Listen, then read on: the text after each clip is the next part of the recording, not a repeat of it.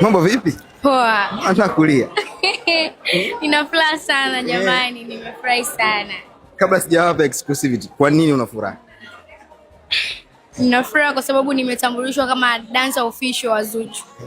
Na nilikuwa yani niseme ni hatua kubwa katika ukuaji wangu wa dancer kwa sababu sina miaka mingi sana na nafikiri kwa sababu ya kuonyesha juhudi ndo zimenifanya nifike hapa leo. Mwenyewe katangaza, sio kwamba mmesikia, yeye mwenyewe kasema mimi ni dancer wake kuanzia leo.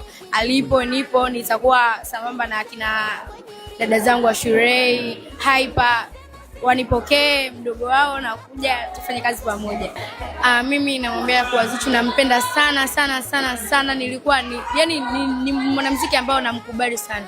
Kwa hiyo hichi kitu ambacho amenifanyia sina cha kumlipa.